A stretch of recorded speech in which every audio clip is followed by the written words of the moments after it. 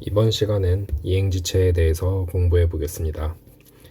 우선 이행지체를 공부하기 전에 채무불이행이 무엇인지에 대해서 대략적으로 알아보고 이행지체를 설명해 보도록 하겠습니다. 우선 이번 시간부터는 제2절 채권의 효력 부분인데요. 이 부분에서 중요하다고 볼 수 있는 것은 채무불이행, 채권자 대위권, 채권자 취소권이 있습니다. 그중 채무불이행에 대해서 알아보도록 하겠습니다. 채무불이행의 의의를 보시면 채무불이행은 채무자에게 책임 있는 사유로 채무의 내용에 쫓은 이행이 이루어지지 않고 있는 상태를 말한다. 채무불이행의 경우에는 채권자의 손해배상 청구권 등의 법률 효과가 발생하게 된다. 쉽게 생각하셔서 채무자가 어떠한 자신이 뭔가 잘못한 사유나 책임 있는 사유로 하기로 한 약속을 못 지킨 것이라고 생각하시면 됩니다. 채무불이행의 유형을 보면 일단 민법상에서는 상당히 포괄적으로 규정되어 있습니다. 제390조를 보시면 채무자가 채무의 내용에 쫓은 이행을 하지 아니한 때에는 채권자는 손해배상을 청구할 수 있다.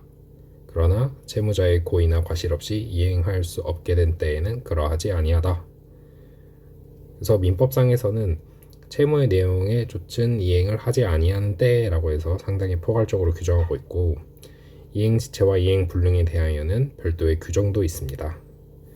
채무불이행의 유형에 관하여 이행지체, 이행불능, 불완전 이행, 이렇게 세 가지가 대표적으로 있고요. 그리고 이행거절이라고 해서 또 다른 유형이 있다라고도 주장을 하는데, 이 부분에 대해서는 이제 우리의 법조문에서 명확하게 구별을 하고 있지 않기 때문에 학설에 대립이 있는 것입니다. 저 같은 경우에는 이행지체, 이행불능, 불완전 이행을 하고 나서 이행거절도 공부를 해보도록 하겠습니다. 채무불이행의 요건과 효과.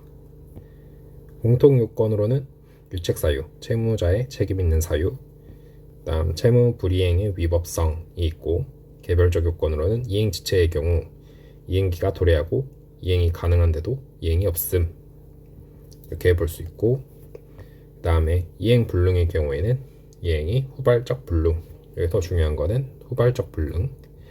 그 다음 불완전 급부, 불완전 이행의 경우에는 이행행위가 있었는데 어떠한 하자가 있는 것, 이렇게 생각하시면 됩니다. 그 다음에 채무불이행의 효과로서 대표적으로는 손해배상 청구권이 있고 계약의 해지권이 있습니다. 강제이행도 있는데 강제이행은 채권의 일반적 효력이지 채무불이행의 효과가 아닙니다. 강제이행 같은 경우에는 그 강제로 내 채권이 가지고 있는 그 채권의 목적을 달성할 수 있도록 하는 것인데, 결과적으로 그 채권이 있어서 가능한 거지 채무불이행했다고 해서 하는 그런 효과는 아니다라고 생각하시면 될 것 같습니다.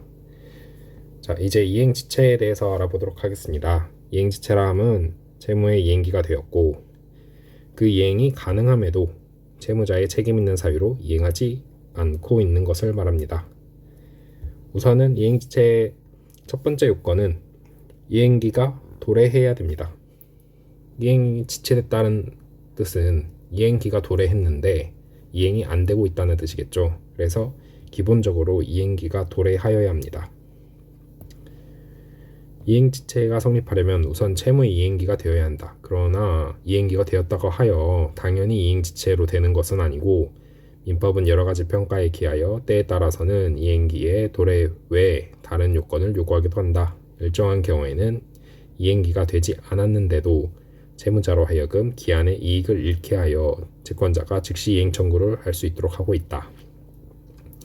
자, 이제 채무의 종류를 조금 알아볼 건데, 일단 확정기한부 채무라는 것이 있습니다.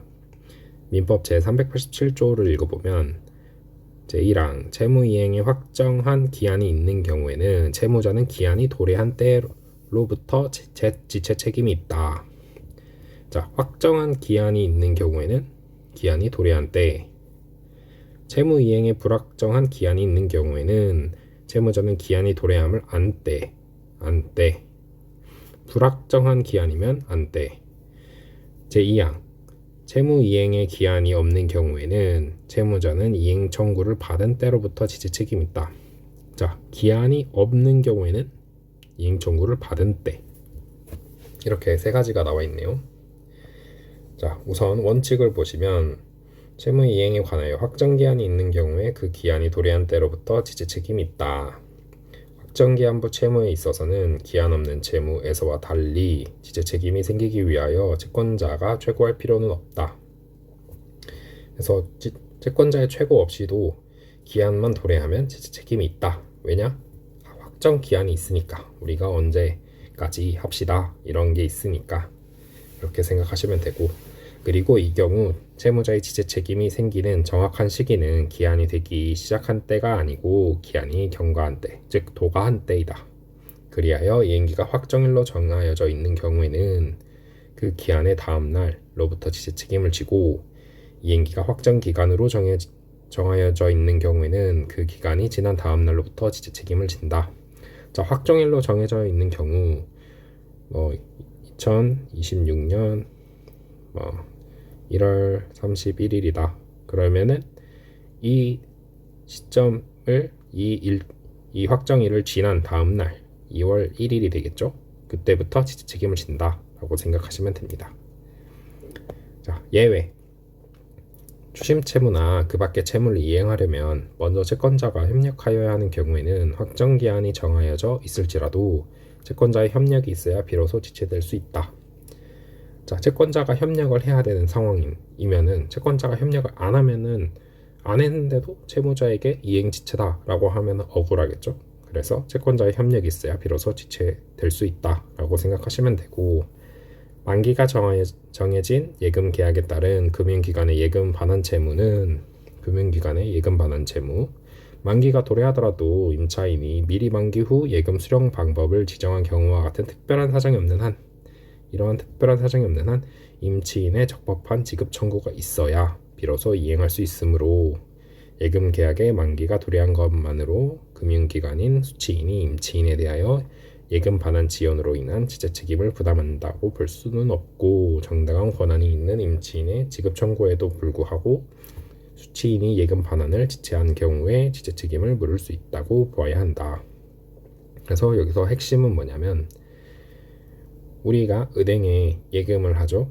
그리고 예를 들어서 정기적금을 들었는데 정기적금의 그 정해진 기한이 다 도과를 해서 이제 돌려받을 수 있는 때가 됐어요. 그랬을 때 은행에 가서 돈 주세요 라고 해야 이행할 수 있는 거지. 그때 그 정해진 기간이 도래했다고 해서 바로 이행지체가 돼버리면은 이제 저라면은 은행에 안 갈 거예요. 왜냐? 안 가고 버티고 있으면은 계속 이행지체로 은행이 저한테 계속 지연손해금을 주겠죠. 이러한 경우가 발생할 수 있으니까 임치인의 적법한 지급 청구가 있어야 이행할 수 있으니까 그때부터 이행지체다 라고 하는 거겠죠. 그렇게 생각하시면 될 것 같습니다. 다음, 당사자와 쌍방의 채무가 동시 이행 관계에 있는 때에는 이행기가 되었을지라도 상대방이 이행에 제공할 때까지는 책임을 지지 않는다. 그 경우에는 위법성이 없기 때문이다. 그리고 이러한 효과는 채무자가 동시 이행의 항변권을 행사하지 않아도 당연히 인정된다. 자, 동시이행 관계라 함은 이제 예를 들어서 우리가 건물을 샀다. 이제 갑과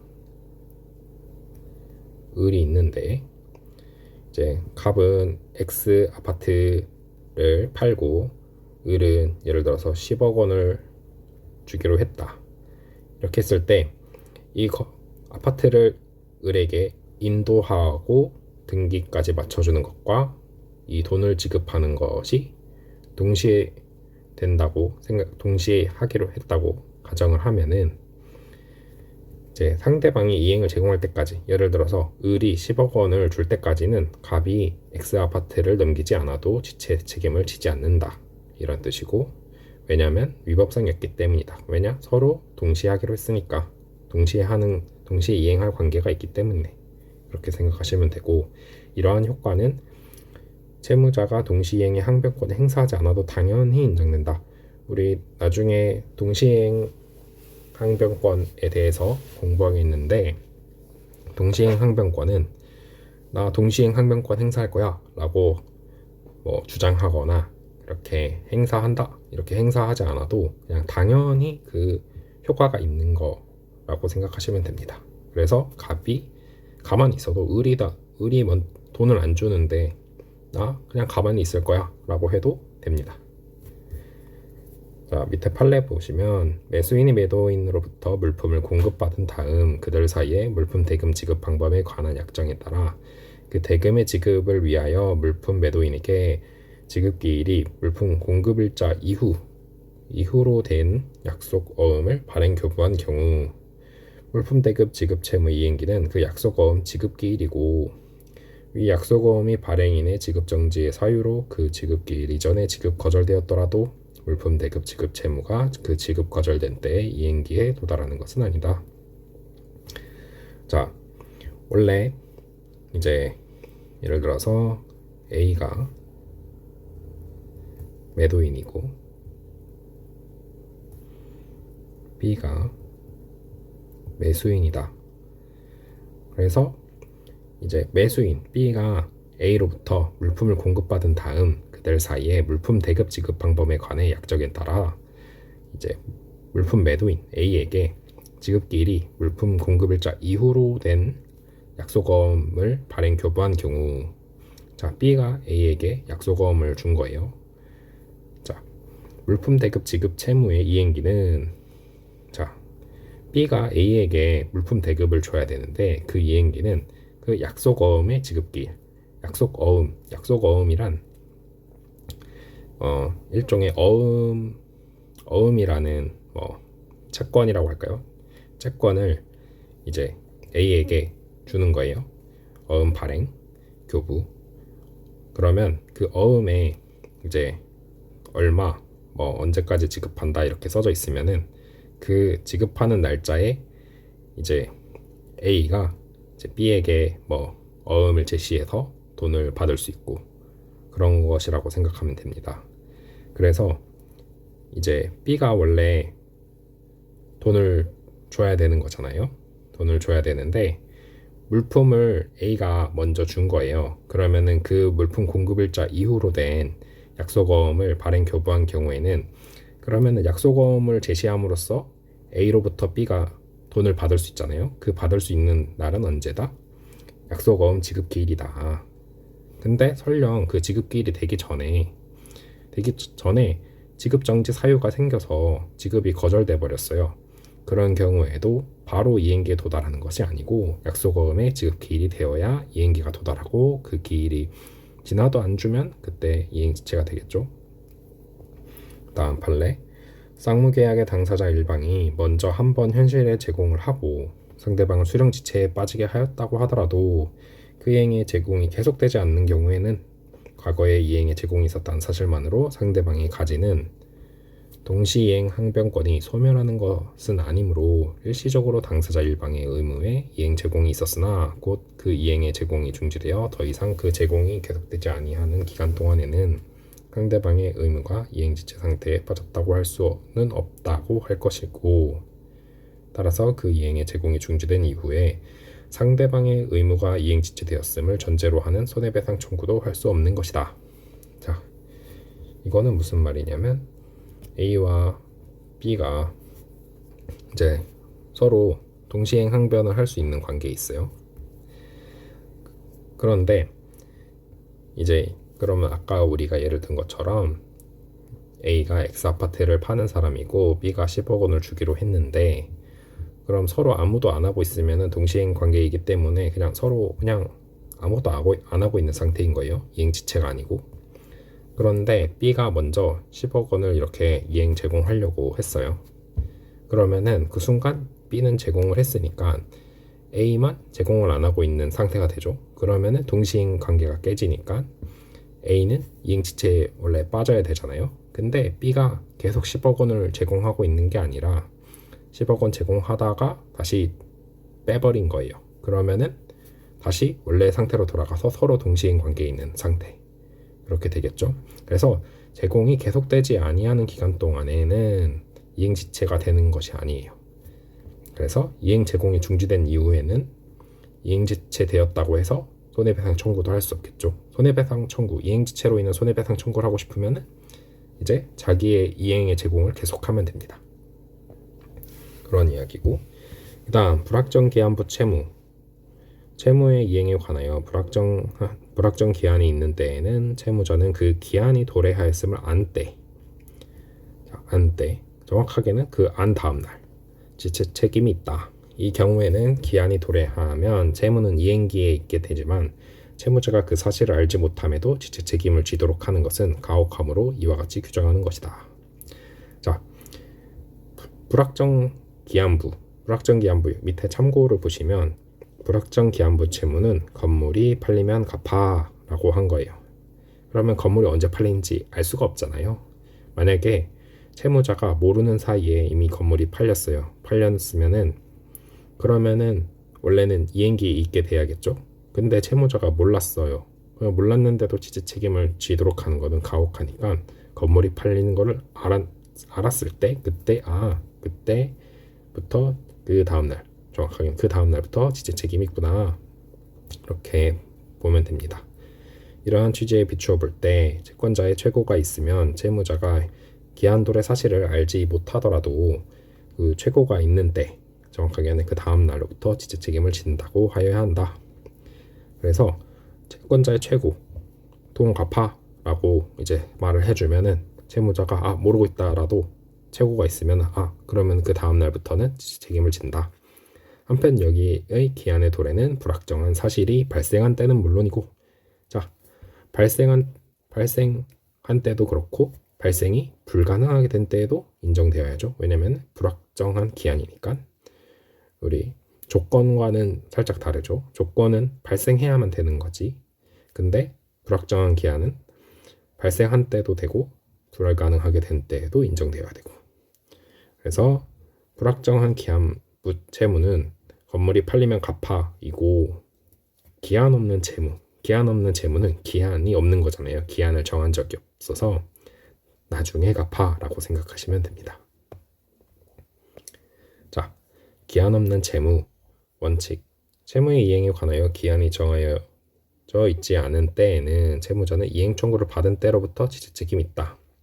기한이 없는 채무는 발생과 동시에 이행기에 있게 되나 이행지체로 되려면 채권자의 최고가 있어야 한다. 이 경우에 채무자가 지체 책임을 지는 것은 채권자로부터 이행 청구를 받은 다음 날부터이다. 자, 기한이 없는 채무는 발생하면 동시에 이행기에 있어요. 근데 이행기가 있더라도 이행지체가 되려면은 채권자가 뭐 해야 돼요? 최고 해야 되고, 그래서 이제 채무자가 지체 책임을 지게 되는 거는 채권자로부터 이행 청구 또는 최고 받은 다음 날부터 이렇게 되는 겁니다. 그래서 예외로는 소비대차, 돈을 빌려주는 거, 이런 거에 있어서 반환 시기에 약정이 없는 때에는 대주는 상당한 기간을 정하여 반환을 최고하여야 하며, 그러면은 바로 최고했다고 지체가 되는, 이행지체가 되는 게 아니라 상당한 기간을 정해서 뭐 한 일주일, 2주일 이런 식으로 정해서 그때까지 갚아라 이렇게 말을 해주면 그때 그 상당한 기간이 지나고 나면 이행지체가 될 수 있는 거고, 만약에 상당한 기간을 정하지 않고 그냥 갚아라 라고 한 경우에는 최고 후 상당한 기간이 경과한 때 지체 책임이 생긴다고 할 것이다. 그래서 상당한 기간을 정하든 정하지 않았든 간에 상당한 기간이 지나야만 지체 책임이 생긴다 라고 보시면 되고, 불법행위로 인한 손해배상 채무에 있어서는 그 채무의 성립과 동시에 지체로 된다고 하여야 한다. 따라서 특별한 사정이 없는 한 채무의 성립과 동시에 지연손익은 발생한다. 자, 불법행위는 성립과 동시에, 보통은 성립과 동시에. 다음, 이행기에 정함이 없는 채권을 채권 양수인이 채무자를 상대로 그 이행을 구하는 소를 제기하고 그 소송 계속 중 채무자에 대한 채권 양도 통지가 이루어진 경우에는 특별한 사정이 없는 한 채무자는 그 채권 양도 통지가 도달된 다음 날부터, 자, 채권 양도 통지가 도달된 다음 날부터 이행지체 책임을 진다. 지명채권이 양도된 경우 채무자에 대한 대항 요건이 갖추어질 때까지 채권 양수인이 채무자에게 대항할 수 없기 때문이다. 자, 우리 채권 양도에 관련해서는 나중에 배울 건데 여기서 간단하게 설명을 하자면 이제 채권 양도인이 있고 채무자가 있어요. 그리고 양수인이 있고 그러면은 양도인은 양수인에게 채권을 양도하겠죠. 그러면은 얘한테 줄게. 근데 채무자는 그거를 모르잖아요. 모르기 때문에 그 양도하는 그 양수인과 양도인의 관계에서는 양도가 이루어졌다고 해도 채무자가 모르고 있으니까 양수인이 채무자한테 가서 내가 채권자니까 나한테 돈 줘 라고 해도 채무자에게 대항할 수 없다. 근데 채무자에게 만약에 통지를 했어요. 양도인이 양수인한테 채권을 넘기면서 양도인이 채무자한테 야 양수인한테 채권 넘겼으니까 양수인한테 돈 주면 돼 이렇게 하면 그때 대항을 할 수 있게 됩니다. 양수인이. 그렇기 때문에 채권 양도 통지가 안 된 상태에서 소를 먼저 제기한 거예요. 양수인이 채무자한테 이렇게 먼저 제기한 상태에서 근데 채무자에게는 그 양수인이 양도의 효력으로 대항할 수 없잖아요. 그럼 채무자는 뭐 나는 안 줘도 되지 이러고 있다가 이제 양도인이 채무자에게 나 채권 양도했어 라는 통지가 도달된 다음 날부터는 양수인이 채무자에게 대항할 수 있으니까 그 다음 날 그 통지가 도달된 다음 날부터는 이행지체 책임을 져야겠죠. 그런 말입니다. 다음에 관련 판례를 보면 금전채무 지연 손해금 채무는 금전채무의 이행지체로 인한 손해배상 채무로서 이행기에 정함이 없는 채무에 해당하므로 채무자는 확정된 지연손해금 채무에 대하여 채권자로부터 이행 청구를 받은 때부터 지체 책임을 부담하게 된다. 자, 금전채무의 지연손해금 채무는 이행기에 정함이 없는 채무예요. 그래서 이행 청구 받은 때로부터 지체 책임을 진다. 정확하게는 그 다음날 생각하시면 되고 그 다음에 채무 불이행으로 인한 손해배상 채무도 마찬가지로 이행기에 정함이 없는 채무 그래서 이행 청구 받은 때부터 지체 책임진다. 자, 부당이득 반환 의무도 이행기에 정함이 없는 채무 그래서 이행 청구 받은 때부터 지체 책임을 진다. 왜냐하면 우리가 이런 채무 불이행으로 인한 손해배상 채무, 부당이득 반환 의무 이런 것들은 사실 뭐 계약으로 기한을 정한 적이 없잖아요. 그래서 이행기에 정함이 없다라고 생각하시면 되고 불법행위로 인한 손해배상 채무 지연손해금의 기산일은 불법행위 성립일이다. 이거는 살짝 주의할 필요가 있겠죠. 보통은 이행 청구 받은 때 이렇게 하는데 이때는 불법행위 성립일 불법행위와 동시에 이행지체가 발생했다라고 생각하시면 됩니다. 불법행위에서 위법행위 시점과 손해 발생 시점 사이에 시간적 간격이 있는 경우 어떤 나쁜 위법한 행동을 했어요. 뭐 누구를 다치겠다. 근데 그 다치게 했는데 그 다쳐서 손해가 발생한 게 살짝 간격이 있다. 그런 경우에는 손해 발생 시점을 기산일로 하여 발생한다. 이렇게 생각하시면 되고 그 다음에 기한의 이익을 상실한 채무 일정한 사유가 있는 때에는 채무자는 기한의 이익을 잃는다. 채무자를 신뢰할 수 없는 사정이 생긴 경우에까지 채무자에게 기한의 이익을 부여할 이유가 없기 때문이다. 자, 그래서 388조 보시면 채무자는 다음 각호의 경우에는 기한의 이익을 주장하지 못한다. 채무자가 담보를 손상 감소 또는 멸실하게 한 때, 채무자가 담보 제공 의무를 이행하지 아니한 때, 채무자가 파산 선고를 받을 때, 그 밖에 민법에 규정이 없으나 당사자가 뭐 특약을 할 수 있고, 그래서 임의 규정인 제388조의 내용과 다르게 정할 수 있다. 자, 기한 이익의 상실의 사유가 있으면 채무자는 기한의 이익을 주장하지 못한다.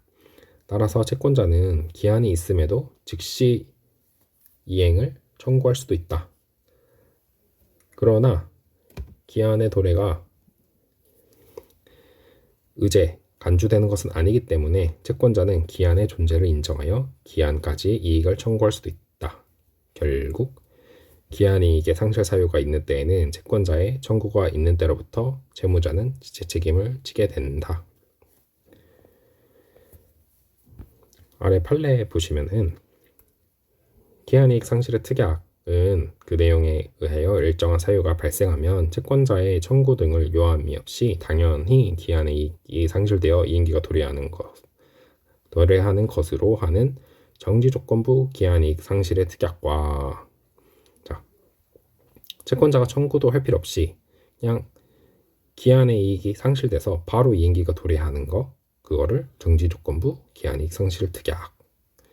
일정한 사유가 발생한 후 채권자의 통지나 청구 등 채권자의 의사 행위를 기다려 비로소 이행기가 도래하는 것으로 하는 형성권적 기한이익 상실의 특약 두 가지로 대별할 수 있고, 자, 채권자가 통지나 청구 등으로 어떤 의사 행위를 해야 이행기가 도래하는 게 형성권적 기한이익 상실 특약. 그래서 이거를 구별하시면 됩니다. 정지조건부는 바로 채권자가 아무것도 안 해도 사유만 발생하면 바로 이행기 도래. 형성권적 기한이익 상실 특약은 그런 사유가 발생했더라도 채권자가 어떤 행위를 해야 비로소 이행기가 도래하는 거. 이렇게 있다. 그래서 둘 중에 도대체 특약이 어떤 거냐? 그거는 당사자의 의사해석의 문제. 일반적으로 기한이익 상실의 특약이 채권자를 위하여 둔 것인 점에 비추어, 왜냐하면은 채무자가 뭔가 불필요한 행위를 해서 채권자에게 불리하게 되면은 채권자가 기한이익 상실 특약을 발동시켜서 뭔가 좀 채권자에게 그나마 좀 유리한 어떠한 이점이 생기는 거죠. 그래서 채권자를 위하여 둔 것이니까 명백히 정지조건부 기한이익 상실 특약이라고 볼 만한 특별한 사정이 없는 이상 형성권적 기한이익 상실 특약으로 추정하는 것이 타당하다. 왜냐하면 채권자가 그래도 선택할 수 있는 기회를 주는 거죠. 채권자가 그냥 참고 가만히 있을 수도 있지만 채권자가 바로 이제 기한이익 상실 이렇게 할 수도 있는 거잖아요. 그래서 채권자에게 좀 더 유리한 거. 왜냐하면 정지조건부 같은 경우에는 그냥 사유만 발생하면 채권자가 가만히 있어도 바로 이행기가 도래하는 거지만 형성권적 기한이익 상실 특약은 채권자가 어떠한 행위를 해야 되는 거니까. 그래서 형성권적 기한이익 상실의 특약으로 추정하는 것이 타당하다. 이렇게 보시면 되고, 그리고 형성권적 기한이익 상실의 특약이 있는 경우에는 그 특약은 채권자의 이익을 위한 것으로서 기한이익의 상실 사유가 발생하였다고 하더라도 채권자가 나머지 전액을 일시에 청구할 것인가 또는 종래대로 할부 변제를 청구할 것인가를 자유로이 선택할 수 있으므로, 자, 이와 같은 기한이익 상실의 특약이 있는 할부 채무에 있어서는 1회 불이행이 있더라도 각 할부금에 대하여 각 변제기의 도래시마다 그때부터 순차로 소멸시효가 진행하고 채권자가 특히 잔존채무 전액의 변제를 구하는 취지의 의사를 표시한 경우에 한하여 전액에 대하여 그때부터 소멸시효가 진행한다. 이렇게 조금 채권자에게 선택권이 있다라고 보시면 될 것 같아요. 다음, 채권이 가압류된 경우, 채권의 가압류는 제3채무자에 대해 채무자에게 지급하는 것을 금지하는 데 그칠 뿐 채무 그 자체를 면하게 하는 것이 아니고, 가압류가 있다고 해도 그 채권의 이행기가 도래한 때에는 제3채무자는 그 지치 책임을 면할 수 없다. 그래서 채권이 가압류되었다고 해도 이제 쉽게 생각하면은 채권자가 있고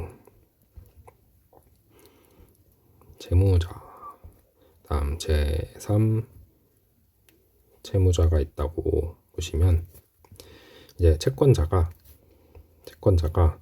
이 채무자의 제3채무자에 대한 채권을 가압류했다. 그러면은 이제 제3채무자는 채무자에게 지급을 할 수가 없게 되는 거예요. 그렇다고 해도 제3채무자가 채무 자체가 사라지는 건 아니죠. 이 채권이 날아가는 게 아니라 이 채권은 그대로 살아있지만 다만 얘가 이렇게 이행을 하지 못하게 되는 거, 그런 효과밖에 없는 거죠. 그렇게 되기 때문에 이행기가 도래하면은 지치 책임을 면할 수 없어요. 제3채무자는 일단은 이행기가 도래한 이상 갚아야 돼요. 근데 주지 말라고 했잖아요. 그러면은 답답하죠.